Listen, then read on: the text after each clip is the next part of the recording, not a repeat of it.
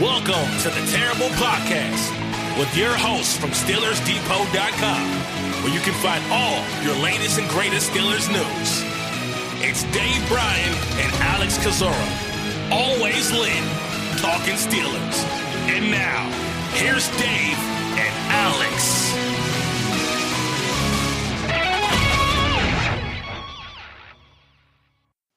Welcome to the Terrible Podcast, Season 11, Episode 81. He's Dave Bryan. I'm Alex Kozora, SteelersDepot.com. Glad to be back with you guys for this Wednesday show. Dave, we're trying to outpace the Fast and Furious series. They're up to 9 so far. I think we can outpace them here, but how you doing? Outpace the what? The Fast and the Furious saga. They're up to their 9th edition. we gotta stay ahead of them in podcast episodes. I don't think I've ever seen one of those all the way through. Really? To be honest with you, yeah. Oh, I know what we're doing when you come here. Oh no, we're gonna break out Bull Durham for you. We're gonna we're gonna break out that, maybe some Cool Hand Luke. Watch movies without sound and that's what we're gonna be doing. I'm not that old. I'm not that old, but I might put a movie or two in front of you there. So we'll see how it goes. The main thing I'm worried about is if you're going to be able to get that sun booked while I'm up your neck of the woods there. I tell you something I'm really looking forward to, and I'm having to be real careful, obviously, right now with my diet and all like that. But before I hit you, I'm going to South Carolina to see a buddy I haven't seen in years, and has a chain of pizza restaurants up there. And I used to work for him years. I mean, I'm talking 30 years ago, probably, maybe a little bit more than that and all. And, man, he's got great pizza. So, a couple of days I'm going to spend with him. I probably shouldn't. I haven't had pizza since April. So that's one of the, things that hopefully it doesn't kill me over, but, I'm going to have me some pizza on the trip here. Well, enjoy your pizza, enjoy your above freezing temperatures, because neither of those things may be to your liking in Pittsburgh. All right, Dave, a lot to talk about in today's show, and this is a conversation that's began on Monday's live stream we did over on my YouTube channel, and you wrote an article yesterday for the site. I thought it was really well done and well received by the Steelers Depot community about framing the cost of keeping Ben Roethlisberger. And when you really think about the people that advocate and argue, cut Ben, move on, save the $19 million. I think the way you framed it, and I'll let you explain it, of course, really kind of, I think, defeats even the most fatalist argument of Ben's done, this team's done, just move on. So explain what your article was about and why you framed this in this $4 million number that I don't think anyone else has framed it like that since. All right. First and foremost, we both get both sides of the argument here, right? When it comes to Ben Roethlisberger and whether or not they should keep him, and the cap savings, or whether or not they should get a younger quarterback and those kind of things, and obviously the cap savings, and can they win, and all the things that obviously go along with that, right? I mean, we both agree that we get both sides of the argument there. Sure. I mean, at a baseline surface level understanding, I mean, I get the argument against, sure. Right. All right. So now a lot of people listening to this already have their minds made up as to what side that they're on in this argument here. So with that in mind, if those of you who are listening to this can, try to just keep an open mind as we go through this thing, and really this. The main question I wanted to get to here was what I kind of circled as a $4 million question. And obviously, there's other layers to it that I laid out in my post. But first and foremost, let's start with what Ben Roethlisberger makes this year, and that's $19 million. All right, and obviously, something if he is going to return needs to be done with his contract and all like that. But if he were to decide to retire, if the Steelers decide they didn't want him back for whatever reason, the most this team can save cap-wise, at least initially here, would be the $19 million. Now, that $19 million is kind of a loose figure because you have the rule of 51, you have displacement within that rule of 51, and right now that bottom number in that 51 is a minimum salary of $660,000. So, cutting Ben, him retiring, whatever, would result in the Steelers saving $18.34 million in salary cap space. That's the number. Remember that number, $18.34 million. Okay? Now, one of the other options we've talked about, constantly for several months, and I wrote about it way back in August, and it's one of the ways that we think that the Steelers might be discussing Ben's contract with him. And for a maximum savings and Ben getting no new money in 2021 and him doing a 4-year extension with however many voidable years you want to put on this thing, realistically 3 to 4 probably in this thing, and obviously turning as much of the $19 million he's set to earn into a signing bonus. He would have a minimum salary of $1.075 million. Obviously, you would take that signing bonus and stretch it out on a 4-year extension over the total of 5 years. That would result in a $14.34 million cap savings there. So we have $18.34 million if you don't. If you cut Ben or if he retires in cap savings, or you save $14.34 million by signing him to really a false extension, so to speak, however many voidable years there. All right. Now, not to totally sweep it up underneath the carpet here, but obviously in extending Ben that way, you're setting yourself up. You're putting another $14.34 million in proration past 2021, and obviously if he does not play that out, and if he only plays one more year, you obviously have $14.34 million in dead money. At some point you're going to have to account for. We'll get to the somehow part here in just a moment here. So what is the difference again between the $14.34 million and the $18.34 million? It's about $4 million. It's exactly $4 million. It's fun. It's quite funny how that number ends up being right on the money there. It's almost as if somebody might have had the wherewithal to kind of put that, to possibly plan that out there.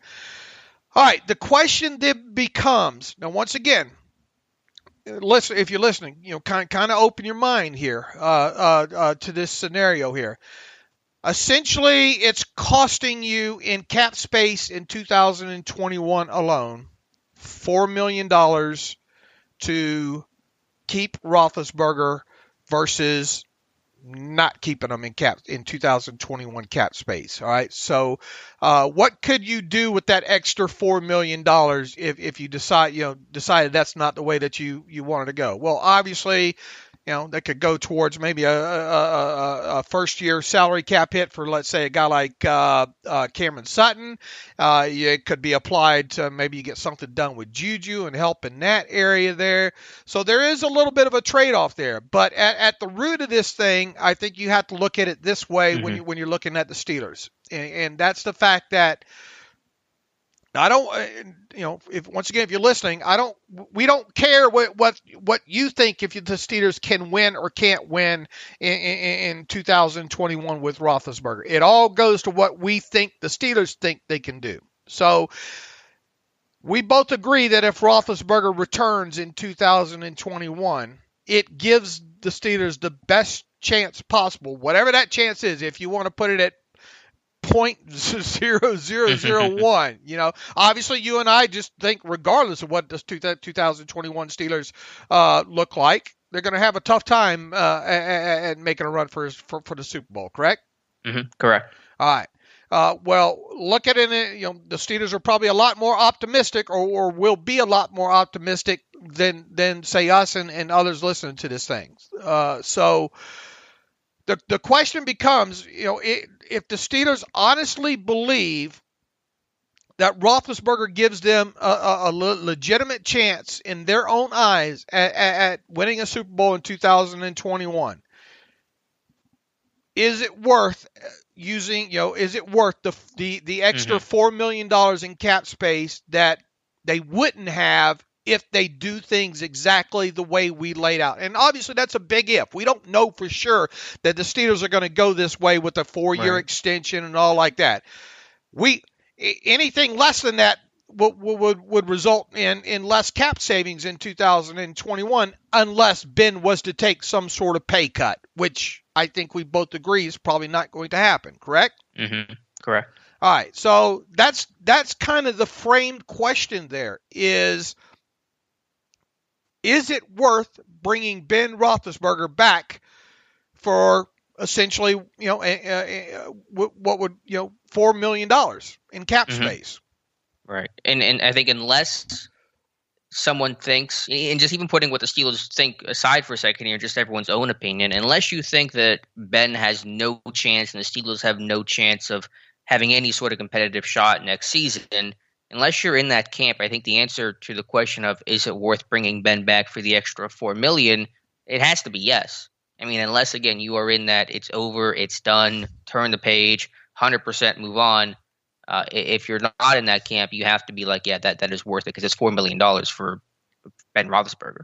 All right, and there's a lot of people listening to this thing right now that say, I don't care about this $4 million. I don't think they can win right now, and because of that, just go ahead and cut the cord and use the $4 million and move on. Okay, I get that. I mean, we hear a lot of that. And I've seen a lot of that, and I get that side of the argument here. But look at it, the Steelers side. And here's something else. Here's another layer to that. Hopefully, people will. And this is not me trying to do a pro for or anything along those lines. I just wanted to lay out, frame this thing as best as possible from the Steelers' perspective here, and their thinking on this. Now, here's something that if you bring Roethlisberger back and you think you have a shot at winning because of that, hopefully you're doing that because you think that you have a shot at doing that, then obviously you need an escape hatch, right? Right. In other words, what if the decision to do that, we thought we could win, we get about, 6 games into the season, and it's just not going to work out. It's just not going to happen. You need to have, another plan there. So, and I don't know how these meetings with Ben are going to go here. It's supposed to happen obviously this week. I don't know how that's going to go at all.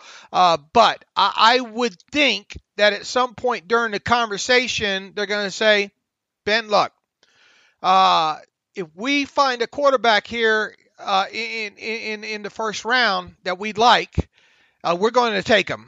All right. So don't get, we want to prep you here. Is it? I know a lot of people listening will say, no, it's not a Ben's damn business anyway. He shouldn't have say. But is it proper for them to at least prep him for that scenario? Well, I would hope that he would realize that. I mean, if we feel like this is going to be Ben's final season, I mean, logically, the team's going to have to start looking for his replacement. So, I mean, maybe the team would clue him into that fact or remind him of that fact, but I don't think that thought would be lost on Ben already. All right. I think it would be a courtesy just to, Sure. Hey, and obviously where the Steelers pick, it's not guaranteed that they will, but stranger things have happened, right? And this team, as we both have determined, either this year or next year, we'll probably draft a quarterback and draft one early there. All right. Mm-hmm. So it leaves you open. Obviously, you would have been in place at that point. Let's say you did it on the 4-year extension, as we talked about there, and essentially it's costing you $4 million in salary cap space that you would have had had you just parted ways with him. All right, you go into the draft, and if there's a quarterback there that you like, that you want to draft in the first round at 24 overall, draft him. If there's one that you feel that you cost effective to move up for to draft, go ahead and draft him. All right. So then at that point you have, let's say you do draft a quarterback. and Ben is back. Obviously, your depth chart would be Roethlisberger. We would think Mason Rudolph would still be on the team, and then your rookie drafted quarterback there. All right, so that's what you go into the season with. Obviously, Roethlisberger would start, and then you see how it goes. If things are going good, and you're winning and you're on pace to make the playoffs, he stays in there as a starter. However, if things start going south and you start seeing that the season's lost, you have a couple of options there. You could say, well, let's look at Mason Rudolph for a couple of games here, and he is a lame duck though, because his contract's up after the 2021 season. But, if there's something there that we see something over, let's say, the next 3 or 4 games, who knows? Maybe the kid plays lights out and surprises us, and then we get in a position where we have a big decision to make. And the other option that you have there is, the heck with Mason. We've seen enough out of him already. Let's get this kid up and running. All right? That way. You've got multiple options there. You could do both. You could play Mason Rudolph, for 3 or 4 games. Either you like it, or maybe you're showcasing him.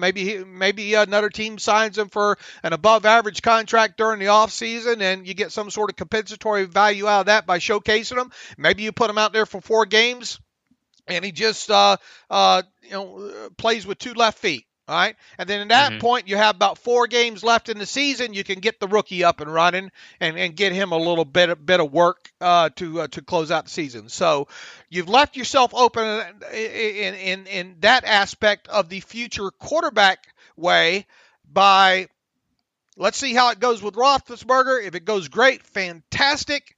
If it doesn't, well, we'll look at these other 2 quarterbacks. Does that part of the equation make sense? And give me your thoughts on that. Yeah, I think it does. I mean, hopefully it doesn't get to that point. And I don't know, if you're calling the season, it's probably not until maybe there's 2 or 3 games left in the year when maybe you're officially eliminated or something like that. But yeah, I can. It happened to Eli Manning a couple of years ago. I mean, that's the situation you're laying out in Pittsburgh. Right. All right. Now, let's say you're unable to draft a quarterback early in the first round here. A quote unquote, that's our franchise guy here. And you exit the draft. Maybe you got it. Maybe you got yourself a 5th or 6th rounder to play around with at that. Then you go obviously into camp with Ben, Mason Rudolph, and then you can decide, hey, what's up with Dwayne Haskins here? Is there anything to this? We'll put Dwayne Haskins in this 5th or 6th round quarterback. Say you got one of those in some sort of battle there to see how that one plays out there. And then obviously you go into the season. If things go south on Ben, you can once again throw in Mason Rudolph, take a little bit longer look at him, and then go from there. And at least, and then you go into the 2022 draft saying, well, we got to get us a franchise quarterback there. Right. Yeah, that makes sense. All right.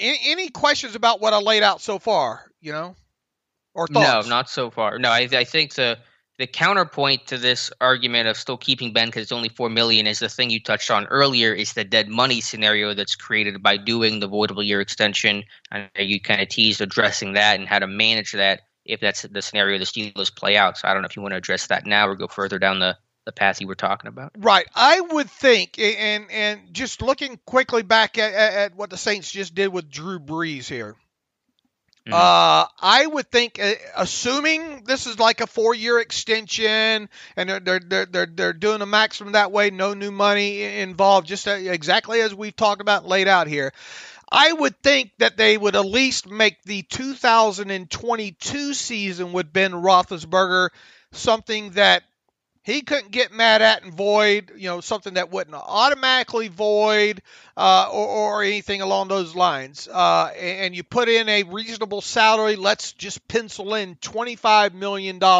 salary for 2022.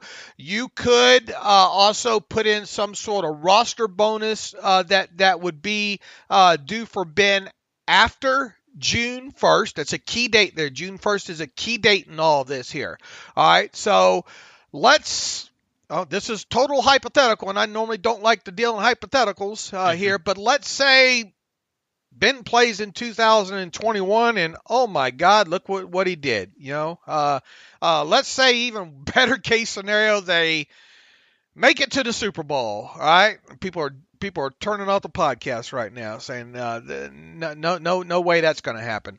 But let's just set up a scenario, an uber best case scenario that Ben plays well enough that you decide, you know what?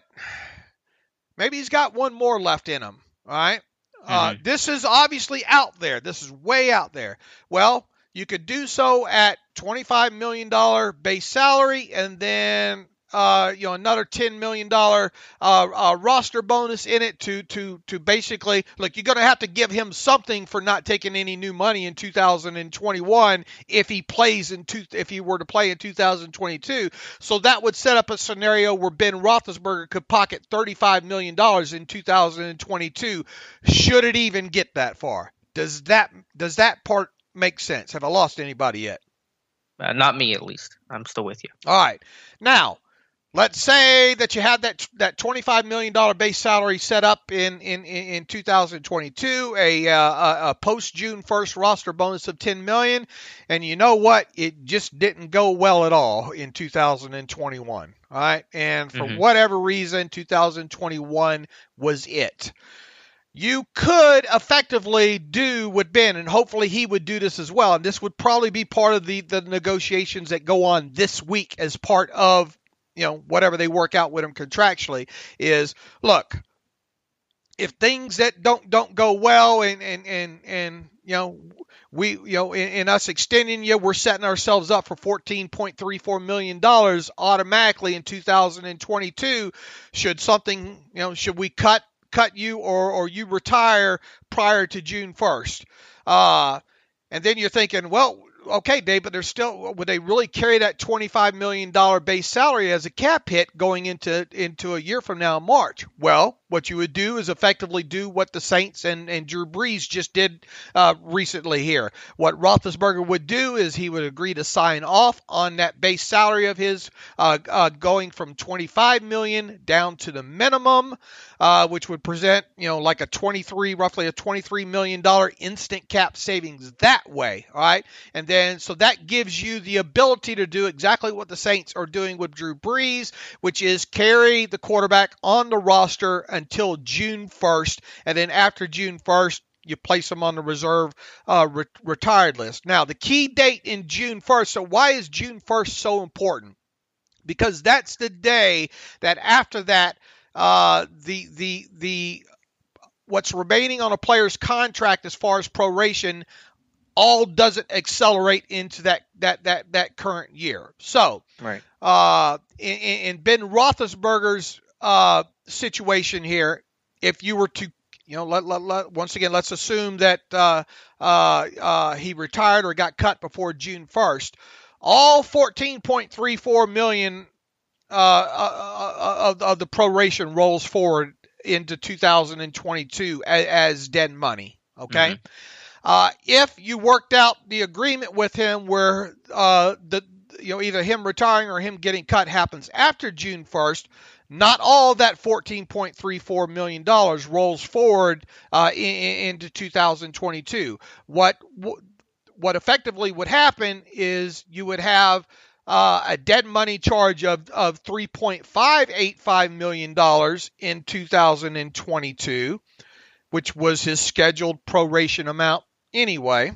And then the remaining $14.34 million, which the exact number would be $10.755 million, would then become dead money in 2023. So you're able to kick that can to help you out a little bit further down the road here. So, that's a scenario that you would think might be discussed this week with Roethlisberger as part of all this is, all right, what happens if we get to 2022 and, it finally is it? Are you going to make us eat all $14.34 million in dead money that year? Or can we work out something, an agreement that, you'd be willing to lower your base salary in February or March of 2022 to help us out cap-wise that way, and then hold off on everything else until June the 1st, and then we'll shake hands and give you a watch and send you on the way to help us out cap-wise there. So, right. There's dead money involved in this. It's just how big a bite of that dead money elephant can you work out where you're not eating it all in 2022. Did all that make sense?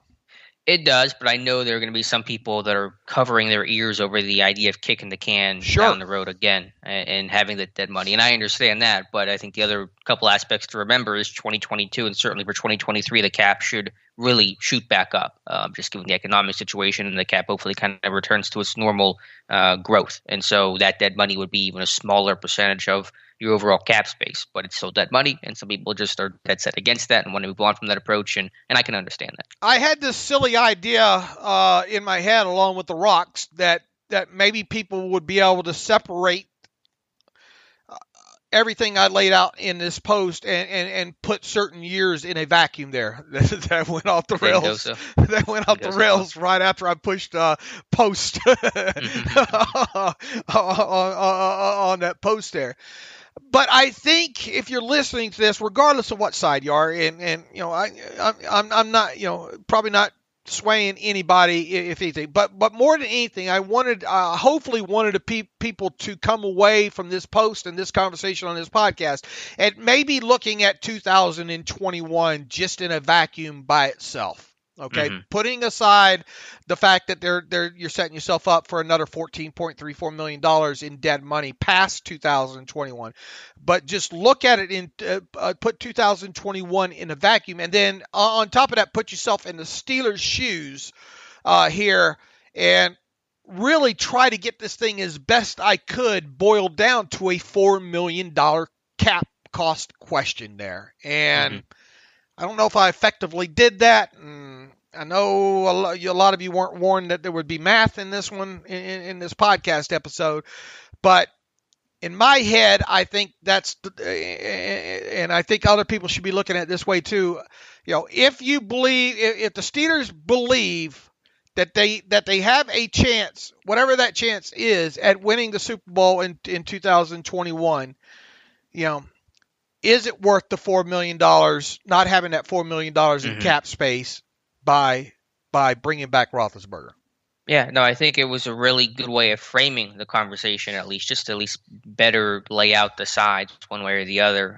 But there are still some people who will sit there and say that, no, the right decision is to move on from Ben for, the dead money thing. And I think it's kind of more of an Ike Taylor point that he's been making recently is you just got to move on to just turn the page, to find a new era, to find someone with more mobility. And if you keep holding on to Ben, that may prevent you or may internally cause you to try to focus on winning with Ben and not finding his future. And in that sense, you could argue we'll set this franchise back if they just keep trying to build with Ben as opposed to just saying, let's find our next quarterback. Obviously, if they don't have Ben in 2021, nobody listening to this podcast should complain if this team goes 6-10 or 6-11, however many games they end up playing, right? Right. You get what you be careful what you ask for, right? And some people are saying fine, but those same people will come back 6 weeks into the season, and let's say Ben doesn't come back and the team's unable for whatever reason to get a quarterback in the first round of the draft, unable to move up. The team will get criticized for, well, why didn't they trade up? Like as if there's some easy button on Kevin Colbert's desk that he just pushes and you go up and get the quarterback that you want there. So people, I know how it works. I've done this long enough. Just 2019, this is just a replay of that. Maybe slightly better, slightly worse. People are going to say, oh, why didn't they move up? We were fine with moving on from Roethlisberger, but why didn't they get a quarterback here? And then there's another subset that are going to say, oh man, I told you Mason Rudolph wasn't couldn't be the guy, or the people. Then you're going to have, or if Mason Rudolph plays well, we're going to have the talk of, well, maybe they need a franchise tag. Maybe they need to do whatever they need to do to try to sign to keep Mason Rudolph. And then there's just going to be the others that'll be fire Matt Canada. The offense is predictable. It stinks. I can't believe this team is fired Tomlin. It's 6-10, all like that. And then there's going to be another small subset say, look, I was fine. I knew that this is the way that this thing could go. Now we got a top 10 draft pick here, and we can go get us a quarterback. Right. And yeah, I think that's semi, at least like Taylor's point, that latter portion that you mentioned there, it just obviously would create even more urgency to find a quarterback than it would if you keep. And I still am of the mindset where, if Ben returns in 2021, you still have to have that hair on fire mentality and really critically look at these quarterbacks and if someone can be the future heir. I'm not saying you have to get one, but you have to have that mentality of we really need to look at it. But of course, if Ben is gone and not in the picture at all, then that urgency is I think, heightened 10x.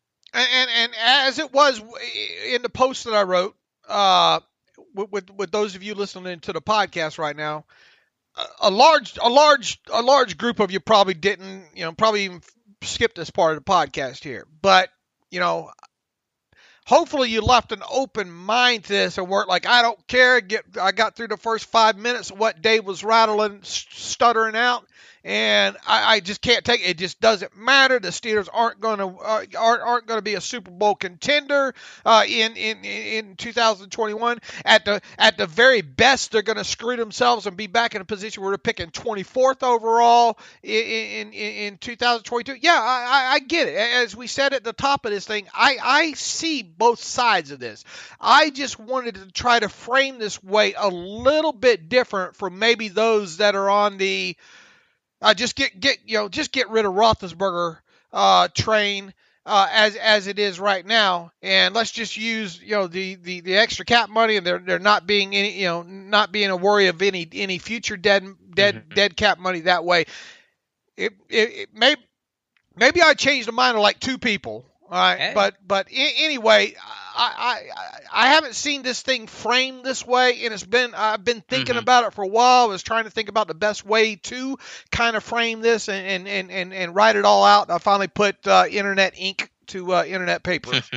Yeah, no, I thought it was really well framed out, or written out, and a good framing of the conversation at least. And it seemed to have a good feedback, at least got people talking, and that's always good to at least get the conversation going again. Is there anything at all that you take issue with what I wrote, how I wrote it, and the way I presented it?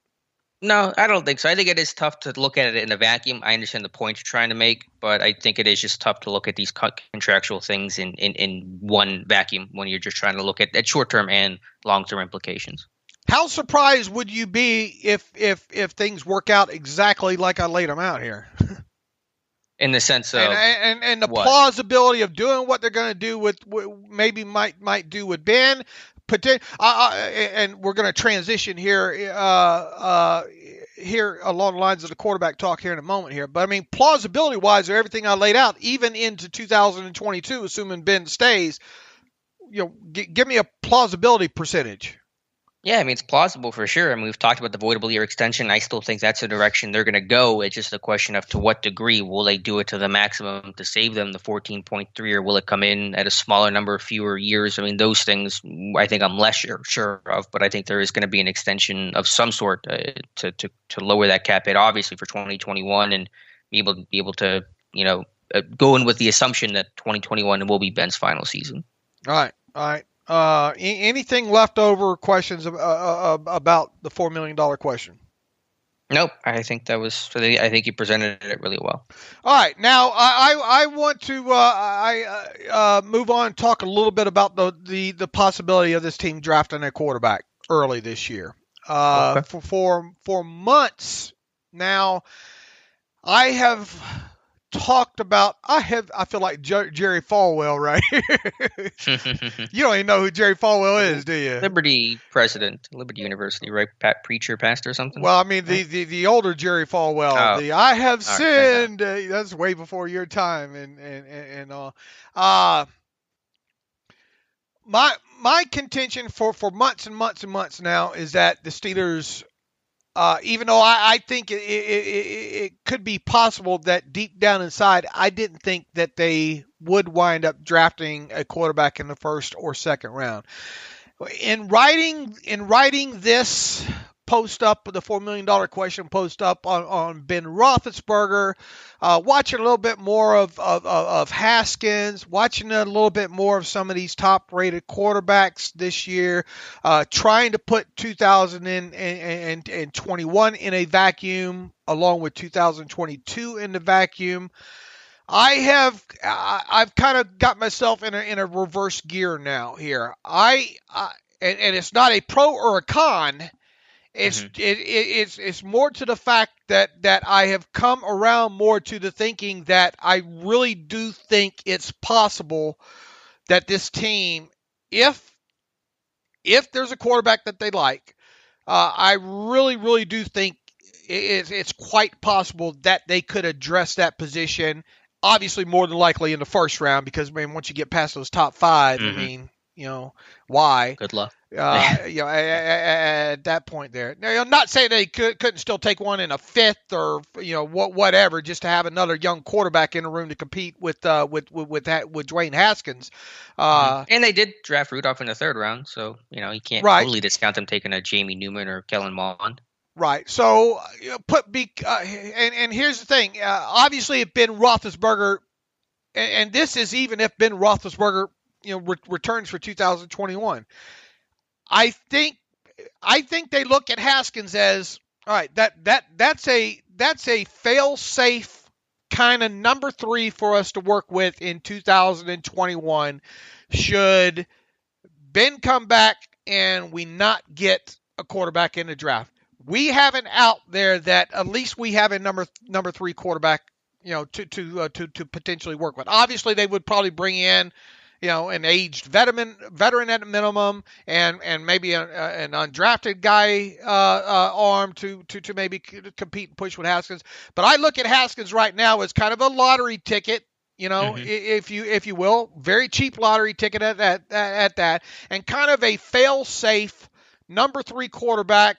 Hey, we didn't get a quarterback in the draft. Ben's back this year. Hey, we have a full year to look at Dwayne Haskins and see how if he can mature. See how if we can work on his fundamentals. See if we can get him to become a better quarterback. Period. Maybe even a number 2 quarterback. Maybe that's the goal, to get him to be a reliable, a good, above average number 2 quarterback there. You have that route there.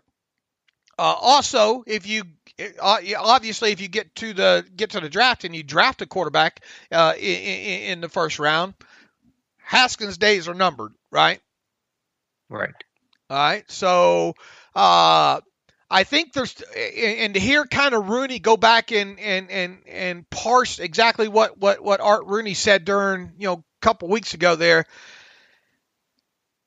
I pulled my tinfoil hat on and I buckled it up pretty tight there. But I think you can kind of read in between the lines to some aspects that, hey, drafting a quarterback, even if Ben comes back, is not totally out of the question here. So that's where I'm at on as far as quarterback goes.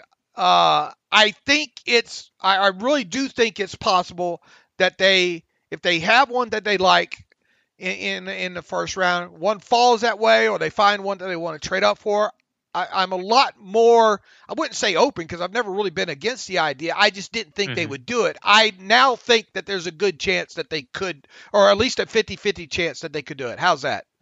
Yeah, no, I think it makes sense. And those are the things we talked about on Monday's show, about the urgency of the situation, about finding that replacement. And if you find someone who you think can be that guy, there's no guarantees, there's no knowns in the draft. It's an art, not a science. But if you find that guy, then you go after him. And that's the mentality they have to take. And that's what they should be taking starting with April's draft. I know you're still early in the draft process, assuming that Trevor Lawrence, Zach Wilson, Justin Fields are long gone, and it's very reasonable those will all be taken off the board within the top 5 to 10 picks. The next tier of Trey Lance, Mac Jones, Kyle Trask, have you watched enough on any of those guys to make a yes/no up or down evaluation of whether or not you think they could be a franchise quarterback? I've watched in the last 24 hours more of Mac Jones out of Alabama. All right. Okay. What do you think? My biggest concern, and look, I still have a lot to do on him. Still, man, that the overall arm strength is the thing that worries me the most. I think with him. And he's not the he's not the most mobile guy. And there are a lot of instances that it looked like he's throwing on air. It's not his fault, right? I mean, to some degree, and going back in my notes and evaluation on Mason Rudolph, to some degree, Mason Rudolph did a lot of throwing on air at Oklahoma State. Sure. Big spread system, bad defenses. Is that the same thing? Because SEC is different than. No, I'm not trying to compare the two quarterbacks in any sense of the word here, but I mean, what I need to dig deeper on Mac Jones. Look, I think I think Pro Football Focus has some thread on it somewhere that I came across the last 24 hours talking about the longest throw for of the college career of each of the top I don't know 6, 7, 8 quarterbacks or something like that. Yeah, it was Mike Renner. You can go look up Mike Renner, and Mac Jones was what, 55, 53? I think something like that. I mean, that's on the lower end of things. Yeah, that's not great.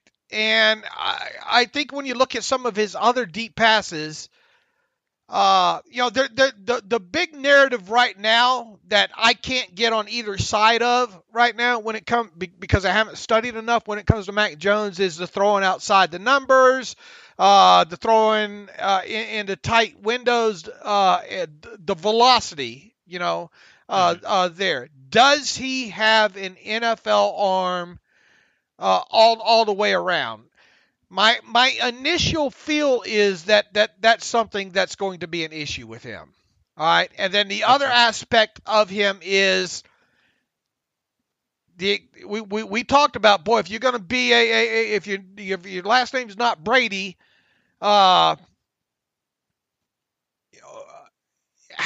his ability to extend plays. You got to be able to extend plays in the NFL, right? I mean, you got to. Sure, 100%. All right. How many times? I don't know how deep you've gotten into him, but how many times have you seen him be able to do that? Yeah, his mobility is, I would call it, below average.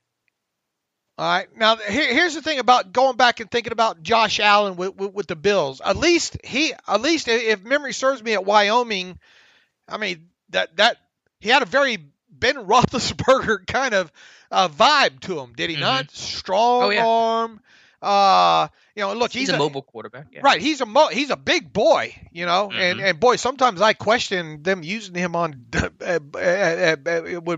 the Bills on some of those design runs, but he's still young. I guess he can take a pop or two and all like that. But at least for a bigger kind of pocket passer, if you will, he had the extend to play ability. Mac Jones, I haven't seen it yet. I'm not saying it's not there. I just haven't gotten that deep into him. It's not there. It's not there. I don't think you're going to find it. Okay, so I think he's an incredibly smart quarterback from what I've seen on the X's and O's and progressions and all like that. But once again, he was surrounded with a lot of talent there at Alabama. Okay, so that's kind of where I'm at in Mac Jones. Now, to compare him to Trask, I think I would tend to put him behind Trask right now. Okay. How much have you watched of Trask? That's the guy I've been focusing it on the last couple of days. Probably about 50 plays. Okay. Any initial impression of Kyle Trask? Just more mobile than Mac Jones. Yeah. But I don't think Trask is super mobile either. And that's not saying he's much. Just bigger, where he's able to, I think, break some tackles or step out of sacks because he's, I think, listed at 6'5", 240. I think he's got a stronger arm, obviously. I think he's got a decent arm. I don't think the arm is great. I think it's Rudolph-like in the sense where it's a serviceable arm, talking about Kyle Trask, but the most impressive parts are the accuracy and the ball placement on his deep throws. Those are really good. And obviously he's got more college snaps, more college experience, right? how many more games started does he have than Mac Jones? Yeah, Trask was a 2 or 3 year starter. So yeah, I mean he's got more experience. Yeah. And Jones effectively was like a one. I guess if you take total amount of games, it equates to really like a 1 year starter, right? Mm-hmm. Right. Yeah, Trask was a 2 year starter for the Gators. And now here's me thinking like the Steelers here when it comes to evaluating these quarterbacks. And look, I haven't gotten deep into Lance, so I've obviously seen a lot of the more positives, the people kind of selling him, and I want to try to stay away as much as possible as trying to sell. I have nothing to gain here, right? For me to try to sell a quarterback to listeners would be foolish, because I have nothing to really gain in that aspect of it. But I just worry about this is a little bit different situation than a Ben Roethlisberger situation, because he was really only a 18 games for Lance, and then obviously against deemed lesser quality competition. Now obviously he's in more of an extended play type quarterback, and he's got a strong arm and seems to be fairly smart as well too. Backing all this up, I try to think how the Steelers would think is, do they have enough tape? Are they comfortable? Is there enough tape on guys like Mac Jones? And look, Trey Lance might not even be in the picture, but we got to consider him because of the kind of the questions about him, I guess. Right. He's probably a trade up candidate. I don't think he'll be there at 24, but he's a guy you could theoretically go up and move up 10 spots. All right. So I just wonder how because if you look back at most recent quarterbacks that they've taken in Mason Rudolph and Joshua Dobbs, both those kids had a lot of tape, man, a lot. Right, but it's a small sample size, and usually you're drafting seniors at quarterback, and so those guys just naturally play more because they're seniors. Okay. And plus and again, this can be a negative because the tape's not there. But Lance was supposed to play this year. Then COVID happened. His school didn't play. They played one game. They had a little exhibition or showcase game really against Central Arkansas. So he was supposed to have more experience, and COVID unfortunately got in the way of that. Now, one thing I'm curious about: how many quarterbacks in the last, because the game's changed quite a bit, right? In the last, where would you put the line in the sand as far as moving on from pure, the old school pocket passer to today's, high quality NFL quarterback, go ahead. In terms of the new age, like the Lamar Jacksons of the world, and maybe not that fast forward, but when did kind of the change happen? Look, Ben was an extremely mobile quarterback, right? It's funny you mentioned that. I was watching some of his college tape, Miami, Ohio, against Hawaii his freshman year the other day. He was running speed option. Right. It's just funny to watch Ben run speed option, something he can never do today. But yeah, I mean, he was mobile back in the day for sure. All right, so I mean, I guess what I'm getting at is like 15 years. I mean, is that a good line in the sand to draw as far as quarterbacks 15 years ago? Mm-hmm. Yeah. All right. My point with this, what I think would be interesting to research, and obviously all it takes one is to change it, but just from an historical aspect, how many former first-round draft pick quarterbacks in the last 15 years that played less than 20 games in college, started less than 20 games in college, turned into premier quarterbacks? Mm-hmm. Yeah, I do not know the answer to that. I'm trying to think if there's a name who comes to mind. I'd have to research that. I don't know. I mean, I imagine that sample size is small to begin with, but I don't know success or failure. And the only reason I'm bringing that up is just the factor of trying to eliminate your and it's not, if it was an exact science, everybody would have thrown out the other kids already, right? Right. I'm just trying to look at it from an aspect of lessening your degree of risk. I mean, Haskins, I think it's an example of somebody who didn't play a lot of college ball, and you didn't have a ton of tape on him. I don't want to know about the ones that failed. I want to know about the ones that beat the odds. Right. Well, I'm just trying to think of just quarterbacks in general who didn't play a lot in college and were high draft picks, first round draft picks. All right. Well, let's pull out. Let's try to see. Use the Google machine and draft history by position here. Yeah, I mean, I guess the more difficult part with Lance is the combination of not a lot of playing time, not a lot of experience, and playing at a smaller school. Had he had a year at the SEC or some Power 5 conference, it would be an easier evaluation to at least make. Not easy, but an easier. And so now you're combining a couple different factors that I think muddy that evaluation some, that makes it even more risky when you're talking about putting all your eggs into a basket, especially if you're trading up for a guy like Trey Lance. All right, obviously we can't look at 2020 class. I mean, it's too soon to look at that. It's probably too soon to look at 2019. How many Kyler the quarterbacks that were drafted in the first round of 2019? Kyler Murray, Daniel Jones, Dwayne Haskins. Kyler Murray's really I mean, his build and his game really is different. How many games did Kyler Murray start at the college level? Go ahead. He was a one-season starter essentially, at least at Oklahoma. Okay, yeah, he played 14 games at Oklahoma in 2018, and another 7 at Oklahoma in 2017. But even still, it's too early to even call him a premier quarterback in the league, right? Yeah, but in terms of successes, I think you can call what he's done so far a success. All right, what about Daniel Jones? How many games? You're asking how much he played. Yeah, I don't have starting numbers on the sports reference that I'm using to just look at some of the numbers. I can just kind of maybe ballpark it. He was a 3-year starter. Okay. Let's see. Dwayne Haskins. He was a 1-year, replacing Barrett, who got hurt, right? I think that's how that went. So he was a half-season guy, essentially. Went on that great run in the playoffs. All right, so we're into 2018. Baker Mayfield. Let's look at it this way instead of using up all this time. I'm going to read off the quarterbacks, and you tell me whether or not you kind of consider them. Where should it be the cutoff league-wide? Top. Well, what was the top premise 10? of your? What was the premise of your question? You'd asked the question a couple minutes ago. You said first round draft picks that you could probably right now or at any time during their career in the last 15 years be deemed successful top 10. Where do you want to draw a line? You said first round, so I don't know if you want to do whole first round. I mean, you probably should do the whole first round since Steelers are picking at 24. All right, but I'm talking about. Okay, yeah, I'm talking first round quarterbacks, obviously. Right. Yeah. But I'm going to rattle off names. You tell me if they're currently top 10.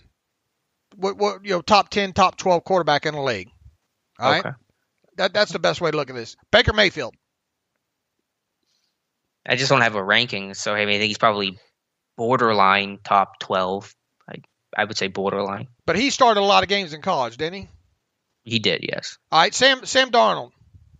No. All right, but he started a lot of games, didn't he? More than one season, right? Probably. I don't have all of the information. I think so at USC. Yeah, I'm sure he played a 2-year starter. USC. Josh Allen. Yeah, he's a top 10 quarterback. And top he 12, played quite a bit at Wyoming, didn't he? Mm-hmm. Josh Rosen, no. Lamar Jackson. Yes, to me. And how many games did he play at Louisville? Quite a bit. He was 2.5-year starter. Mitchell Trubisky. Wasn't he a 1-year guy? I thought he was a 1-year guy, wasn't he? He was a backup behind Marquise Williams. And you obviously don't consider him a top 12 quarterback. Some kid named Patrick Mahomes on this list. Yeah, I would say so. And didn't he play a lot at Texas Tech? I believe so. Yeah, he was 2.5-year starter. Deshaun Watson. Yes, and in terms of how much he played, you're my Google machine. I am. Yeah, about instead of Alexa, it's Alex. yeah. Just drop the extra A. Well, we need an Alex machine. You don't find that very funny, do you? It's going to get less funny, I think, as we go on. I'm going to run it into the ground then. Yeah. All right. Deshaun Watson. Yeah, obviously top quarterback, and he was about a 2-year starter at Clemson. Jared Goff. Not a top 10 quarterback, and let's see what all he did at Cal. He was a 3-year starter. All right, Carson Wentz. Not a top 10 quarterback now, and he was a couple year starter. Yeah, he had some injuries that last year at North Dakota State, but he was supposed to be a 2-year starter. All right, well, how many games did he start at North Dakota State? I don't have that information. I would say in the ballpark of 20, 23, maybe. Paxton Lynch. Our buddy Paxton Lynch. Obviously not a top 10 quarterback at Kentucky. He was a 3-year starter. Okay. Moving on, 2015, Jameis Winston. Not a top 10 quarterback, and at Florida State, he started a good bit, 2-year starter. Marcus Mariota. Not a top 10 quarterback, and at Oregon, he was a 3-year starter. 2014, Blake Bortles. A lot of this is the art, not science, of drafting quarterbacks, and he was about a 2-year starter for UCF. Johnny Manziel. Obviously, out of the league. I'm not even sure what he's doing right now. He was a 2-year starter. Teddy Bridgewater. Not a top 10 quarterback, and at Louisville, he was a 2.5-year starter. We're into 2013, E.J. Manuel. God, E.J. Manuel, there's a name for you. 2-year starter, essentially. Geno Smith. Wow, there's 2 Geno Smiths in college football, and I picked the wrong one. Let's see. Obviously, so did the Jets. Fair point. Be here all week. 3-year starter. Wait a minute. Geno wasn't a first rounder. I'm sorry. Geno was he was second rounder. Okay, so there was only one first round quarterback in 2013 as Manuel. 2012, Andrew Luck. Well, whenever he played, he was a top quarterback, and then obviously the retirement news was shocking, and he was a 3-year starter for the Cardinals. Robert Griffin III. Well, he's a weird case because of the injuries. I mean, he had a great rookie season, and he was a 2-year starter. Maybe played really actually call him a 3-year starter. Ryan Tannehill. Didn't he start a bunch at Texas A&M? Well, he started as a receiver at A&M, and I don't know how much time he got at quarterback. He was like a 2-year starter, and you could probably call him top 15-ish quarterback. All right, Brandon Weeden. You put your Weeden in there. Yeah, for 30-year-old Brandon Weeden when he got drafted. And he was a 2-year starter at Oklahoma State. 2011, does Terrell Pryor count? Probably not. Cam Newton? Not a top 10. Well, at any point, right? He was. Yeah, he was. Yeah. So the answer to that would be yes, and he was a 1-year starter. He was the JUCO transfer. All right, he's kind of a weird case, right? In what sense? The whole transfer thing. Right, he was a JUCO kid, but he was a 1-year starter in college football. So maybe he's one of the exceptions to the rule here, right? Yeah, I would say so. So far, is he like the lone one so far? What was Kyler Murray? He was kind of a 1-year starter. He played some his freshman year at Texas A&M. I would say Murray and Newton. But I just think the overall thing is you've seen – it's just hard to dial this thing down. You've seen quarterbacks with a ton of experience succeed. You've seen them fail. You've seen quarterbacks without a lot of experience. Some of those guys succeed. Some of those guys fail. It's a 50-50 shot on drafting quarterbacks. Okay, well, it is all right. Well, enough of this exercise, but I think people are seeing where we're going here, or at least let me circle it back one quick time here, and instead of turning this into a Google search, an Alex session. How many instances do we have of very inexperienced quarterbacks coming out of college that have turned out to be top 12 quarterbacks in the NFL? Well, how many of those guys do we name that were just inexperienced in general? A couple of them, but the hit rate's probably about the same. Well, not many of them, right? In terms of an overall volume number, no, but the percentage, there were a ton of experienced guys who failed too coming out of college. Sure. I mean, more time than not, So, you're going to get, regardless of experience and whatever. right. It's just hard to put a lot of stock into it, I think, because it's just so muddied. Well, I mean, maybe I'm putting too much stock into it versus what I think how the Steelers and everything I do when it comes to the draft reverts back to what I think the Steelers will do. Let's just make that clear.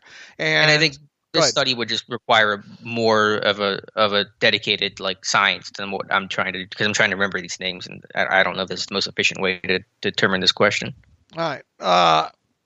That's one of the big questions I guess I have, fears, questions, whatever, going into this thing with these quarterbacks that don't have a lot of tape. Mm-hmm. I think that's valid, but I think it's just tough to know what the Steelers are planning to do at quarterback, because this is really uncharted territory for this team. They haven't had to seriously search for a guy in this manner since 2004. And so, yes, they've taken quarterbacks in the past, but it's hard for me to compare Josh Dobbs and Omar Jacobs and all those guys to, a franchise quarterback set. I mean, Rudolph, to I guess an extent, you can try to glean some information there, but I just think it's hard to do because the sample size and the situation is pretty unique to Pittsburgh. Do you think they will? Do you think extending the playability will be something high on the Steelers' want list when it comes to potentially drafting a quarterback this year?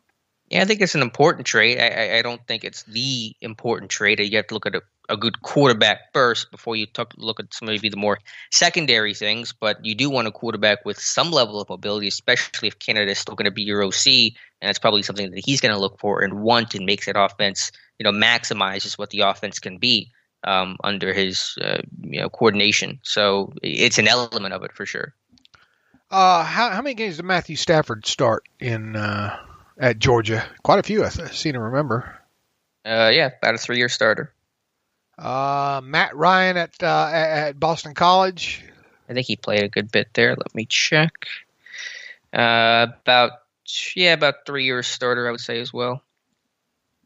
Do you set yourself up for more success with a quarterback that has more tape? Potentially? I think you're more comfortable in the evaluation, I think. And again, that's going to be definitely the knock on Lance, is the lack of play time and the smaller school competition issues. I don't know if you set yourself up for more success, but I feel like, when you draft a franchise quarterback, you got to be really confident he's the guy. And you're still going to be wrong half the time, but you really got to feel like this is our guy. And the more chances you get to watch him, the better off you'll be in feeling comfortable with that evaluation. So I think that's an element of it, but I don't know if it inherently increases your chances of success. All right. What were we able to prove there? Nothing. I don't think much. I don't think we really proved a whole lot. We just Seinfeld. We time killed it, didn't we? Let's wrap it up this way. I take it you've watched a lot more of Kyle Trask now, right? Yes. All right. Why don't you give us when is that going up? Maybe tomorrow. I still need to watch some more. I want to watch because what I try to do is watch one of his better games, one of his worst games, one against lower competition, because I like to see if these guys can be dominant versus lower competition. I need to watch his game against Oklahoma. I think the end of the year where it looked like he was terrible, no touchdown, 3-pick game. I just want to get kind of the full gamut of highs and lows. With Trask, I like him. I don't know if I get that franchise feel, and maybe it's wrong to approach this in terms of a gut thought of it, but I feel like with a franchise quarterback, a franchise quarterback when you see one, at least you think you know one, and I don't know if I quite get that feeling with Kyle Trask. Pop off some positives and pop off some negatives, at least and I realize you have a little bit more work to do on, but pop off a little bit of both there. On the positives, I mean, his size, although he's not particularly mobile, I mean, the guy's listed, I think, 6'5", 240, and he can occasionally break a sack because of that, or be able to extend the play. I think his deep ball touch and accuracy overall is impressive, especially outside the numbers. I think it's been very good. Better than Mac Jones, right? From what you've seen? I haven't seen enough of Mac Jones to make that comparison. Probably because I think Trask is very good at it, but I really couldn't make that comparison right now. I would say Trask is very detail-oriented and carrying out play fakes. He's very consistent with that stuff on boots and RPOs. He just takes pride in those details. He's gotten work under center. So that's a in plus. defense of Mac Jones, that's one thing I've looked at him as well. I think when he concentrates on, I think he does a great job of what I would like to call Peyton Manning it. Sometimes he really shows defenses that football on a play fake. So I think that's a quality of his that has stuck out to me about Mac Jones. Carry on. And I know that's something that's important to Matt Canada. He's always talking about or has talked about in the past, executing a great fake and being consistent with that. So those are positive traits with Kyle Trask. Obviously, he was productive. He played against better competition. I have to go back through some of my other notes there on that. In terms of the negatives, I would say the arm strength is good. It's not great. Better than Mac Jones, or you don't know that yet? No. Yeah, it might be comparable, maybe a little bit better. I don't have a great one-to-one comparison on that. I would say pocket presence, where he'll drift back in the pocket too often sometimes, run himself into pressure and sacks. I want to see him hitch and climb a little bit more and more consistently. Mobility overall is, I think, also below average, probably in that Mac Jones category. They actually had, I think, a Wildcat quarterback who came in to run some more of their option stuff. So he's not someone that's going to be able to be a big threat in terms of scrambling. He can extend the play a little bit behind the line of scrimmage, but he's not going to rush for a lot of yards and touchdowns and things like that, despite his overall big size. He's not a Josh Allen, for example. And so that's kind of where I'm at right now on Kyle Trask. Did you hit on some negatives? Yeah, the pocket presence of drifting back, the lack of mobility. Those are the two that have stuck out to me. Some occasional late process or some blinders where he'll throw late or just not really see or feel defenders, and could have been picked off a couple more times. I watched the Georgia game; he got picked off once throw, and I don't know, maybe that was miscommunication, but there was a second one where he threw way too late and should have been picked. It was dropped, would have been a pick six the other way. So some negatives here that don't always show up on the box score. So your initial takeaway, at least initial, and obviously people got to understand we're early in the process here. There. But your early takeaway, you don't get franchise quarterback feel. Yeah, I like Kyle Trask. I mean, there are some really impressive reps that he has, and I understand, you're going to see flaws in any of these quarterbacks who aren't, Trevor Lawrence or, the top guy in the class. They're all going to have flaws if they're not going top five. But yeah, I don't have any final conclusions yet, but I just don't know if I quite get that bang on the table. This is the guy for the next 10, 15 years that I think you have to have if that's the route you want to go. Okay, fair enough. So that's my thought. But you'll get the full report next day or two, I would say, on Kyle Trask. Will you feel like you really, by the time you push post on his breakdown, will you feel like you have a good grasp of him? I hope so. I want to go through some more, but usually I don't publish a report on these guys until I feel like I have a good grasp. Sometimes that takes 3 games. Sometimes it takes several more. Do you get any sense, and I haven't even looked at his raw stats, do you have any sense of ability to push the football down the field, intended versus completed air yards whatsoever? Well, I don't have a great sense for that, and it's hard to get a sense for that just watching the tape. I mean, a lot of them there wasn't a ton of yak in what I saw. I mean, he had some really talented players in Kyle Pitts and Kadarius Toney, and those guys were obviously able to create yak, but there were some shots downfield. There were a couple underthrown deep balls, though, and so I just think the arm strength overall is average, I would say. I kind of put it in that Rudolph category, maybe even a little bit below, where, I mean, it's a decent arm, but the best traits of that deep ball are the accuracy and the placement, which is really very, very, very important. But the overall arm strength is not Josh Allen, Mahomes, flick it and the ball goes a country mile. And you got to be able to push the football down the field in today's NFL, right? I mean, yeah, I mean it's one of the qualities. It's not my top trait that I need to see in a quarterback, though. Well, what would you say are the top 2 or 3 traits that you'd like to see? Overall accuracy, ball placement, decision making, situational football, red zone, 2-minute drill, third down, succeeding in those areas to me are all more important. It's interesting that you didn't mention extending the play. Well, any of that. Yeah, I mean mobility I think is also is one as well. At least at some level for sure. But I mean, I'm just talking baseline traits I think any quarterback has to have. If you're not accurate in the NFL, I don't care how mobile you are or how good your arm is. I mean, you're not going to succeed if you're not accurate. Okay. All right. Good. I look forward to reading that. All right. And we'll also have reports on Mac Jones and hopefully one on Trey Lance. I think there's probably enough tape out there to at least evaluate him. Right? I think so. We got a couple untapped sources. I think if you needed a certain game, okay. I think I could maybe find it. All right, let's wrap a bow on the quarterback talk here, talking about Bruce Arians, who met with media, obviously doing his Super Bowl media tour with the Bucs coming off Super Bowl 55 championship, and he did make a comment. I don't think it's shocking to any Steelers fans, but he said that the reason he got fired / retired, in air quotes, over here was being too loyal to Ben Roethlisberger, and that's probably a fair assessment. Hey, I mean, sex sells, right? And that was one of the sexiest things on the Twitter machine. I think that was semi-Steelers related. Look, that's not new news, though, right? I mean, no. Arians himself has said it in, I think, interviews over the years that always kind of jokes about being retired by the Steelers and too close and obviously there's no audio of him saying what he did to Sam Farmer of the LA Times there, but it's not hard to picture Arians saying what he had to say. And look, Arians likes to get close to his players and specifically his quarterbacks there. So. It's something to talk about today. Is it a big deal? Absolutely not. Is it any kind of shot or anything at Ben Roethlisberger? No. If anything, people could probably say, look, Randy Fiedner probably got maybe Ben Roethlisberger's got this personality, just draws you in, man. Unless your name's Todd Haley, in that aspect there, but. It's not a big deal in the grand scheme of things, and it's probably not the last time we're going to write about Bruce Arians and how his departure and all. It's a major FU, I think, really, kind of middle finger to the Steelers here, and I like risk it, no biscuit,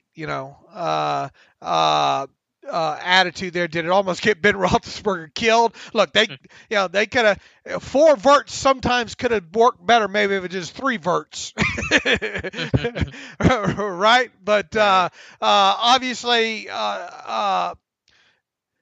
there needed to be a transition as Ben got older from how he was previously playing, and then later aspects of Arians' career in Pittsburgh. They got to a situation where they really couldn't run the ball very well. Obviously, there was I think you're looking back at the offensive line in the last Super Bowl that they won, man. A couple times there, they've made it to the Super Bowl. What the Super Bowl against Green Bay, man? You wonder how the hell that line made it there. But more than anything, his inability later on to not effectively design a good running game hurt things. I think his no risk it, no biscuit as Ben got older didn't necessarily play out great, right? But yeah, I just wrestle with that because obviously we all know why Arians, got retired / fired because, Ben was just getting killed every single year. There were injuries and that forward offense just did not work. But you do wonder, and it's all hypotheticals, I know, because he got fired, Arians did, just as this team was starting to rebuild its offensive line, invest in Marquise Pouncey, David DeCastro, Ramon Foster was ascending, drafting Marcus Gilbert, and had Arians been able to stick around for another year or two in that forward offense behind a much better offensive line, could it have worked? Could you had the big plays and cut down on the sacks just because naturally your O-line was better? It's hard to run this offense for verticals with a really patchwork, crappy offensive line. But could you have made it work with, DeCastro and Pouncey and Gilbert? You would have seen better results. So all hypotheticals, but I do wonder if they just waited just another year or two for that line to really get good. What Arians had really made this thing work and this offense had taken off. Yeah, I was you remember I was a big Arians fan. Yeah, I mean he's a good coach. Obviously, you see the success he's had post Pittsburgh. It's been fantastic. And look, it's good to see him win a Super Bowl. I was glad for him. Even if it meant Tom Brady getting another one there. I was glad for him. So long story short, we killed another 8 minutes there, I guess, talking about Bruce Arians and comments that he made that overall really, it's all water underneath the bridge at this point. Yep, and let's kill a couple more minutes here talking about potential off-season fits. A lot of articles coming out from national media types talking about best fits for either Steelers pending free agents or free agents who fit best for Pittsburgh. I think the most logical one was, and we got to get a royalty check here for this one, Dave. Pro Football Focus connecting Kelvin Beachum to the Pittsburgh Steelers. Now, the contract you're going to probably discuss here might not make the most amount of sense, but Beachum circling back to Pittsburgh in and of itself does make a lot of sense. I think it does, and I know a lot of people once again are wrinkling up their nose, but we don't draw these dots because we necessarily want to throw a parade if they come to fruition. But it's what the Steelers do, and on the dumpster diving budget that looks like the team's going to have, and based on what we expect, maybe even though Pro Football Focus, I think they're shooting high on his market value with Beachum here. I'll put it to you this way: nobody should be shocked if Kelvin Beachum's back in the black and gold this offseason. End of story. And you can still draft a tackle at any point. Whatever. If they get him as cheap as what I think they might be able to get him for, it's one of those classic Kevin Colbert cover your bases until the draft pick comes along.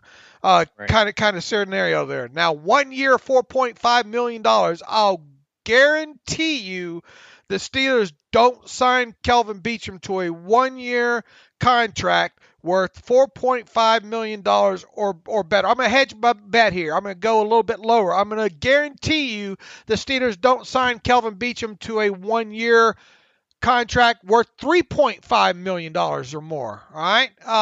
That's not what Kevin Colbert likes to do in these situations. B, they're not going to be able to afford one player of Kelvin Beachum's caliber to have a $3.5 million or higher cap number. The economics of it alone do not work there. Now, however, could Kelvin Beachum maybe be coerced into signing a 2-year deal where maybe he gets a total of about $4.5 million in 2021 as part of base salary signing bonus? That's plausible, because in doing so, let's say you gave him a minimum salary of $1.075 million, gave him, how much more would you have to give him to get up to the 4.5 and a signing bonus, like a 2 point, and next year wouldn't, let's say it would be 1.07. What's 4.5 minus 1.075? 4.5 minus 1.075 is 3.425. Could you give him a signing bonus around there, maybe a little bit less? Let's call it $2.5 million then. Let's call it a $2.5 million signing bonus, and then a $1.075 million. So we got him over $3 million in 2021, and we got his cap hit at 1.25 around in roughly around $2.3 $2.4 million. Is that plausible? Yeah, I think it's plausible. Okay. Yeah, you just hard to do those 1 year deals when you can't push any money around, and you just get all that hit there in year number one. And so the goal here is to try to do 2 year deals to push that money into 2022, where you should have a lot more free space.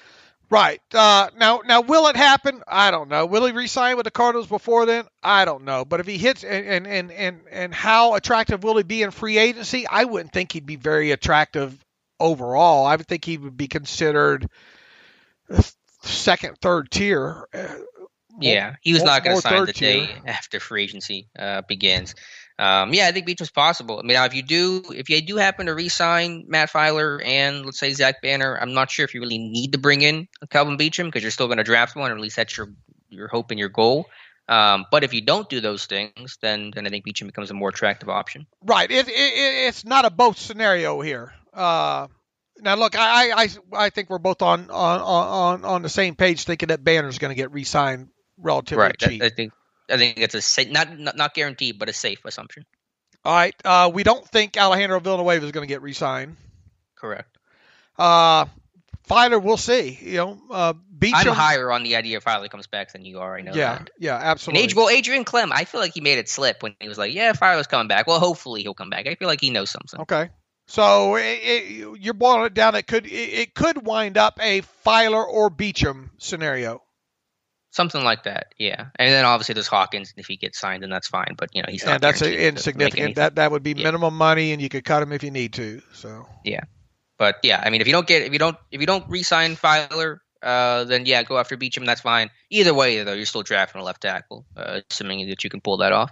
Boy, Beachum sure did put it on. Has laid it on pretty thick when talking about Clem, hasn't he? Right, yeah, he's talked up Clem a whole lot. Said if it wasn't for Adrian Clem, I wouldn't be playing in the NFL. So high praise for the Steelers offensive line coach. All right, where to? I'm just curious, what was Chris Morgan doing, the assistant, whenever Beachum got drafted? There's no connection there in any sort of way, is there? Probably not. I don't think so. Where was he? I mean, he was not in Atlanta. That was before Atlanta. Was he with Washington? He was with Washington. I don't know. It's not really a relevant point, I guess, because Clem's there, and that's the big one that matters. Okay. All right, moving on here. Other projections. ESPN's projecting in terms of the best fit for the Steelers to sign William Jackson III, the Bengals cornerback. And I understand that because we know the story about William Jackson, how the Steelers were going to draft him, and the Bengals took him one spot ahead, so Pittsburgh settled for Artie Burns instead. But I don't see really any path for Jackson to actually come to Pittsburgh. I don't. Safe to say. Yeah, I know there'd be a lot of happy Steeler fans if that did happen. But it would require you cutting. You would have to go ahead and cut Joe Hayden if you're going to go that route, right? Yeah, and also possibly not sign Cam Sutton / Mike Hilton. Right. On top of what is I think I wouldn't be surprised he gets a franchise tag from the Bengals by the time the dust clears or re-signs with him one. They're going to have quite the scenario there with Carl Lawson and William Jackson III there. They're going to probably have to tag one of them and re-sign the other. But assuming he does hit, let's say William Jackson III does hit free agency, they have him estimated as a market value is $13.33 million per season. What would you consider even the floor on William Jackson III? 10. I was thinking 10 too, and that's extreme. That's somebody having a coupon or something, right? Right. Yeah, I can't see any path. If you're going to do anything at cornerback again, you're using the money, whatever you have, to re-sign a Cam Sutton, maybe on the high end of things. If things go really well for you, re-sign a Mike Hilton. It's not going to be to bring in William Jackson, also cut Joe Hayden. It just doesn't make sense. And again, maybe this is just from my best fit standpoint because the Steelers liked them, but from the mass standpoint, it's not a good fit. Why would you label it as a best fit if it doesn't fit? If it doesn't fit, you must have quit. If it doesn't fit, you must not do it. I don't know. Right, yeah, there you go. We'll punch it up. A poet, and I didn't know it. Yeah. I don't know, and that's just why it's just off-season fodder that I don't pay a lot of money. Jeremy Fowler knows better than this. He's covered the Steelers long enough, you know. Yeah, well, it's just off-season fodder, so it doesn't mean whatever he writes. It just doesn't matter that much. I guess. All right. Anyway, by the way, some news that came across, and it's kind of been grumblings for the last couple of days. Orlando Brown, the Ravens right tackle, wants to be traded unless he plays left tackle. So that'd be a huge loss for the Ravens. And I just can't foresee the Steelers trading for him. No, I'm not saying he's going to come to Pittsburgh. I'm just saying overall big AFC North news because Brown's a really good tackle, fits well in that system, and if he's gone, it's a major loss. Maybe he goes to an AFC or an NFC team there. I know a lot of people will start clamoring now, but it was rare enough that the Steelers and Ravens traded, did that deal for Chris Wormley, so. Right. Yeah, he's not coming to Pittsburgh. Also in that ESPN article, it was talking about some of the best fits for pending Steelers free agents. They have Villanueva as the best fit for the Chargers and Juju Smith-Schuster the best fit for the New York Jets. And Fowler, I couldn't tell if he was reporting or speculating or both. Some seemed to at least imply to some degree the Jets had interest in signing Juju Smith-Schuster this offseason. Kind of funny how it works like that. I guess that makes those people better at their jobs than what we do because you can't question it the way it's I guess written in the article there. Right? Yeah, it sounds like one of those things where he has one source telling him about it or some source that won't go on the record about it, and so he's just trying to sneak this in as an informed speculation. If that makes sense. I mean, look, it's not hard to connect the dots to the Jets. Everybody's doing it these days. All the kids are doing it. Sam Darnold, cap situation. But is Darnold even going to be there? We don't know. Right, we don't know. Traded. Yeah, and I mean, it's not like Juju. I'm sure he likes Sam Darnold, but Darnold is not some sort of marquee quarterback where it's like, let's go play with Sam Darnold. Right, but he's talked about having the chemistry with him in the past and all like that. At least it wouldn't be totally foreign to him. Look, money will speak louder than Sam Darnold does. Right. Yeah, I mean, Juju said he wants a good quarterback. He wants to win a good team to win. I don't know if the Jets are providing those things, but they can provide money, which can. All right, so not a surprise to see those dots connected. Yeah, I mean, it makes sense, I guess, for off-season fodder. It was fine. All right, what else? Alejandro Villanueva, it seems like he was cheating off of the Pro Football Focus stuff there, drawing. Right, they said the same thing, right? PFF said Juju to the Jets and Villanueva to the Chargers. I just feel like I read the same articles this time of year. Right. We'll see. I still contend that there might be a chance that Alejandro Villanueva retires, but more than anything, I think it's the safest thing to say is won't be re-signed by the Steelers. All right, Dave. Anything else from that article?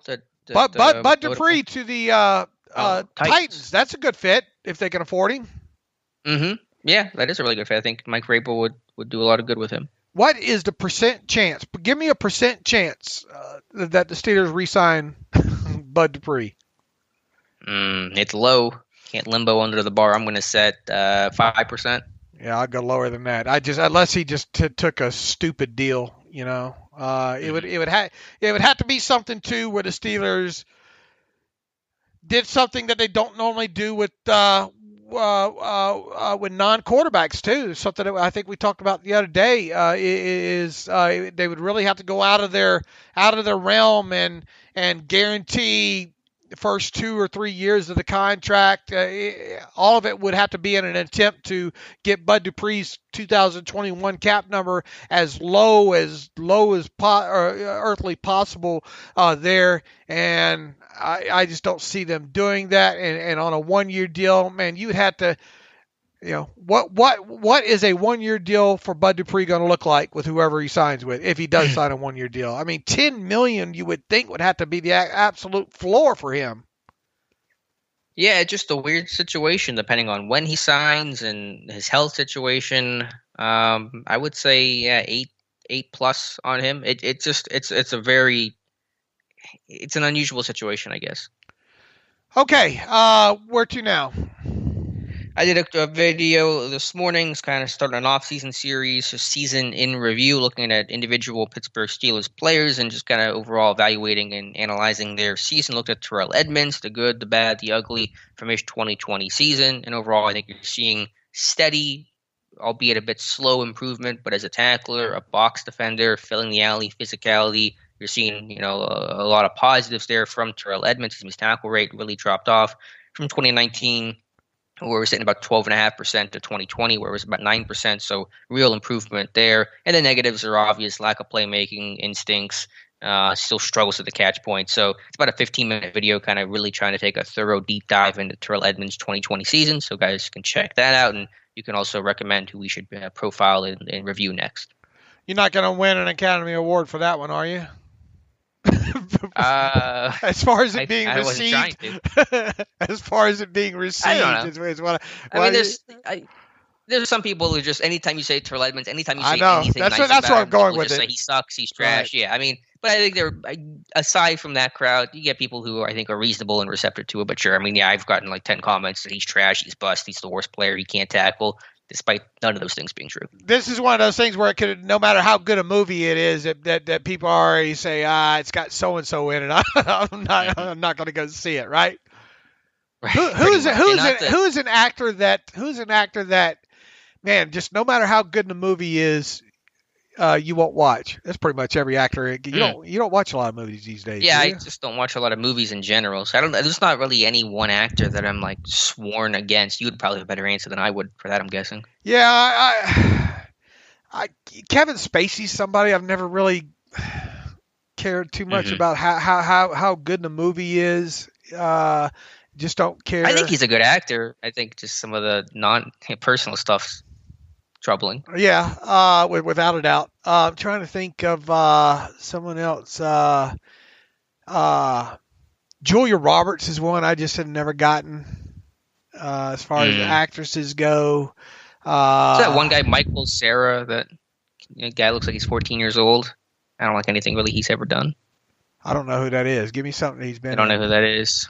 God, what was he in? He's in any like the teen movies. Like I think he was. What was he in?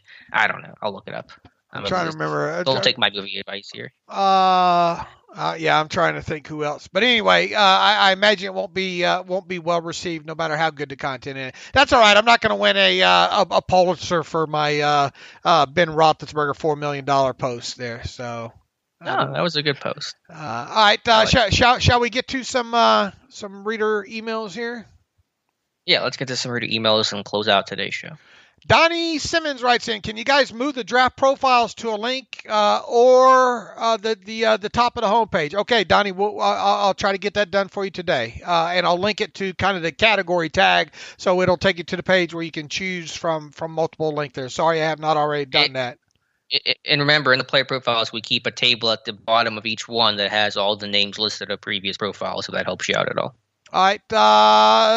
Seth Bergstein writes in, offensive efficiency overall. Dave and Alex, what is your favorite metric to assess the overall efficiency of an offense? I love both adjusted net yards per passing attempt and the run success rates you guys discussed, but has anyone combined them into some sort of overall efficiency, or is some other existing stat like points per possession that you consider the gold standard? I like points per possession. I mean, Pro Outsiders does a lot of that, I think, right? Pro Football Outsiders. Yeah, the first thing that came to my thought was the DVOA analysis the Football Outsiders does, but I don't know if there's one number that I use. DVOA is fine as well too. Look, adjusted net yards per passing attempt and run success rates are just ones that I've just been fascinated with. They're obviously not the end-all, do-all. I haven't just spent enough time going into the predictive nature of DVOA, and be interesting. There's enough track record on DVOA now is teams after like say the first 7 weeks of the season. Where's the cutoff in defensive and offensive DVOA in any given season that? Well, you can rule that team out from going to the Super Bowl or winning the Super Bowl. So that would be an interesting wormhole to climb down. But Seth, look, I mean, there's obviously, as advanced metrics go along, there's a lot of good one. I'm just so thrilled that the adjusted is a big win for adjusted net yards per passing attempt this year, and really Alex's takeaway stat too. It's good to see that survive.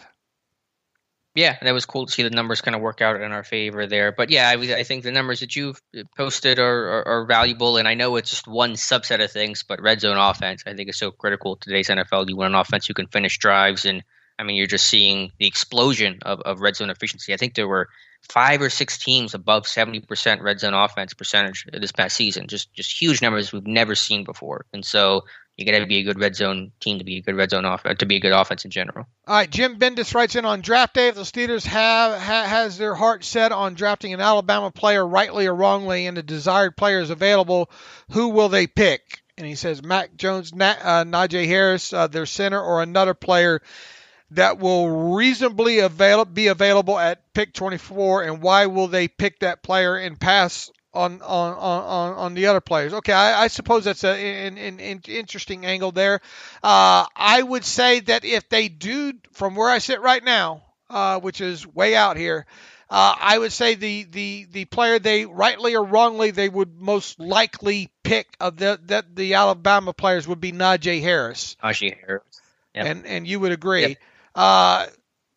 And I'm not. Is the center a first rounder? I mean, because of the injury, I mean, it's probably going to push him down, right? Yeah, Landon Dickerson. The tape is, you could make a case for first round, but I think he'll be a second or third round guy because of the injury history. So that, in my eyes, would be a reason why he wouldn't be a pick there. Mac Jones, we just had a nice little conversation about him, and yeah. Is he a franchise guy? I think that's a question we got to answer next couple weeks, Alex. I think so too, but I agree. I think in terms of the guys who's the most likely to take from Alabama, you make a case for Jones, Leatherwood, or Harris, but Harris probably is in the driver's seat. Jeff Arbogast. This is a new name I don't think I've read before. Maybe I have. From West Virginia.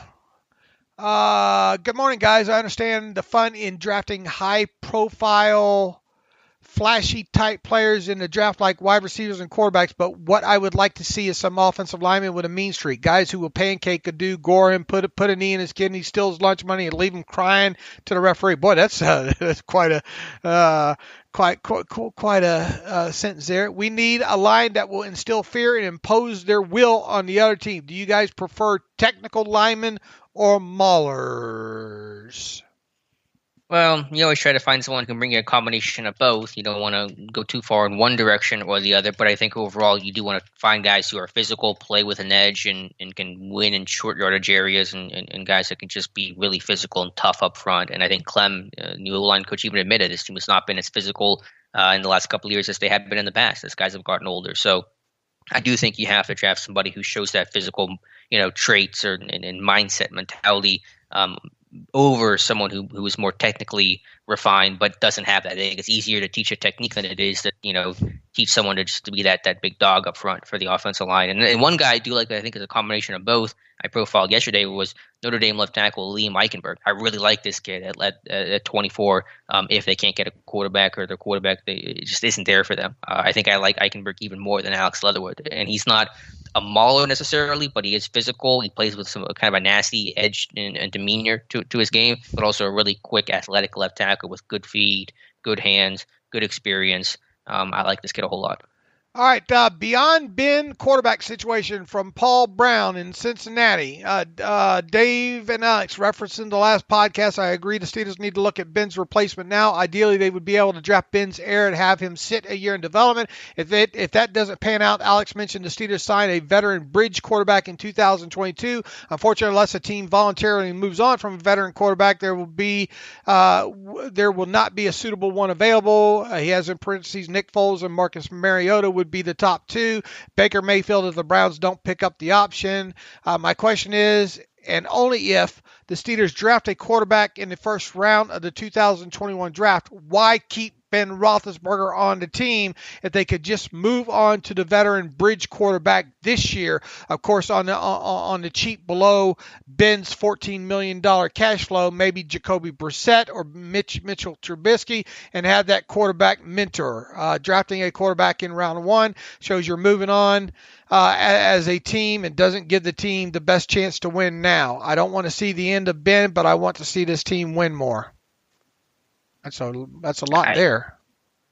Yeah, I would just go with Ben. I wouldn't overcomplicate the process. I mean, drafting a quarterback in the first round's fine, but I'm not also going to cut Ben and bring in a bridge guy. I think the idea of just having Ben for 2021, and then if you can draft a rookie this year, great. He sits for a season, ready to go for 2022. I don't really have any issue with that plan. Paul, if you listened this far and you heard your name read and your email read here, I'm curious as your thoughts of the conversation and the post on the conversation Alex and I had, the $4 million question about Ben Roethlisberger early in the show. How that played into your question and whatnot. Shoot me an email back and let me know your thoughts on that as it maybe relates to your question there, Paul. Let's see. Yeah, it's not like bringing in Trubisky or Mariota is going to make your team better, improve your chances. They can't work with Canada, new OC, without an offseason program in all likelihood. Like, I just don't see what the benefit to that is. George Herreras writes in, kudos. Hey guys, Georgia, Virginia here. First, I want to compliment how excellent the coverage has been. I've been really enjoying the Needs, Wants, and Draft Prospects series from Scott Pavel. On to my question. Who is a draft prospect or two you loved coming out of college, but was drafted by a different team? And he says, no George Kittle here. And then he goes on to say, one guy I loved years ago was Javon Curse, but we ended up with, I believe, Troy Edwards. Another was William Jackson, but unfortunately ended up with Artie Burns.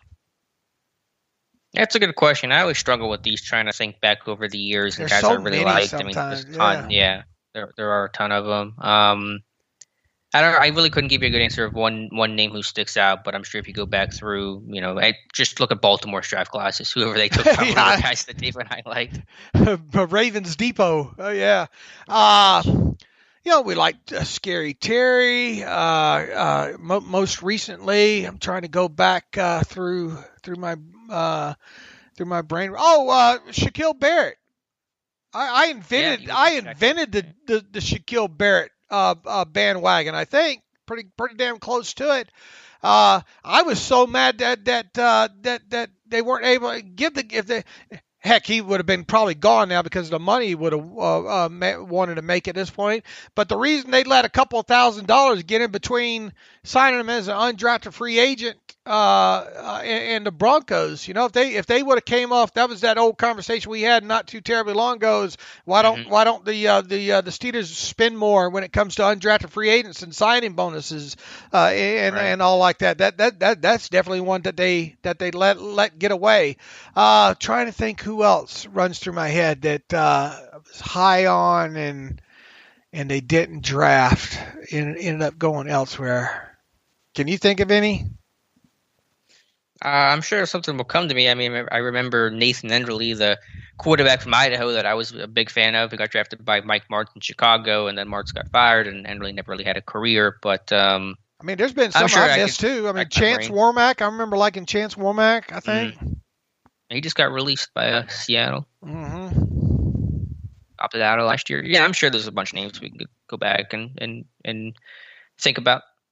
You have certain ones that stick in your head, and then the rest, look, this is just a process. You try to learn from the previous year's process and move on to the next one and that kind of thing. So I don't save a lot of room in my brain for that aspect of it. All right, one last one. Lenny Barsikowski. Hopefully I said your last name right, Lenny. David Alex, no question, just a request. When you travel to the Berg in 2 weeks, will you guys take a selfie and post it on the Depot along with some minutia on everything you guys did? I want details like where you guys ate and what was discussed. We'll see, Lenny. I got it. I've been sick and look like a catcher's mitt to begin with and all. So I'm not that interesting of a person, to be quite honest with you. Neither am I. You guys aren't missing much, I promise. Let's see. 20 years ago, probably been something to talk about, but not now. Father Time got a hold of me pretty damn good. Here's one final one from Brian Tolini. Hey, David Alex, what is the bigger need as we stand here right now, inside linebacker or outside linebacker? I would say outside linebacker. There really is no edge depth right now. I mean, things could change if Vince Williams were to get cut, but you have Vince, you got Spillane, Marcus Allen, potential dime backup role. UG3 still has talent, even though he's a dart throw at this point because of the injuries. There's nothing behind Alex Highsmith and TJ Watt, assuming that Bud Dupree signs elsewhere. I mean, you have a Daney, but I see him as a number 4. Same with Marsh. I mean, I think you have to draft an edge guy before you draft inside linebacker, unless there's a great inside linebacker that's a Zaven Collins type that's just like too good to pass up. Yeah, I would agree. Outside linebacker. What did you think about the Pitt kid? Patrick Jones? Mm-hmm. Yeah, I like him. I thought it was a good report by James breaking him down. I think where's he projected to go? Probably higher than where the Eagles ultimately take an edge rusher. But yeah, I like him. What, like 4th or 5th round maybe? Is that what you view him as? Or a little higher? Let me see what James had him as, because I hadn't watched him the way that James wrote about him. But yeah, I mean, he was at the Senior Bowl too, so got some exposure there, and obviously the Steelers will know him pretty well. James has him as a day 2 selection as his projection. Okay. I mean, depending on what part of day 2, maybe it would be somebody the Steelers would consider. He's the one that's got some special teams ability to him, or no? In like covering kicks and stuff? Yeah. Does he have any I'm trying to remember. I might be getting a few mixed up. I don't see anything. I mean, he probably did. I'm sure all those guys were playing special teams early in their career, but I don't see anything particular specific in James' report about it. But long story short, I would choose outside linebacker to answer the question as well, too. All right, Alex, right at almost 2 hours there, so I think might be a good time to wrap this thing up, and you and I will get back after it again on Friday. Todd, I'll be right about Todd McShay mock draft today. What all you got coming up today? No idea. Okay. Stay tuned. We'll see what the day brings us. All right. In the meantime, interesting to get everybody's thoughts back on the $4 million question portion, and Alex and I starting to get into some draft talk and talking about the quarterbacks there. Even if you don't have a question and want to tell us we suck, you can do so. Go to send an email to theterriblepodcast@gmail.com. Also, if you like what we do and you don't think that we suck and you want to make a donation to the cause, go to SteelersDepot.com, hit the donate button, upper right navigational bar to make a secure donation that way. If you want an ad-free version of SteelersDepot.com, go to SteelersDepot.com, hit the ad-free button, upper right navigational bar. For $25 for one calendar year, you can have an ad-free version of the site. Follow me on Twitter at Steelers Depot. Follow Alex on Twitter at Alex_Kozora. Follow the show at Terrible Podcast. And once again, email the show, theterriblepodcast@gmail.com. Until Friday, thanks for listening, everybody. Peace and love. And as always, thanks for listening to the Terrible Podcast with Dave and Alex.